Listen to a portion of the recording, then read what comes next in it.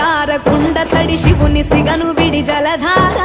మేడిగడ్డ ఒడి కట్టుకొని గుడి కొలువు తీరనట మనసారా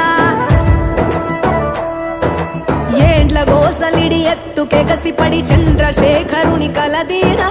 సొరంగాల వడి కాలువలుగా విడి గంగ పరుగులిడ ఊరూరా గోదారిని చేయి పట్టుకొని భూదారిన నడపంగా పరవల్ల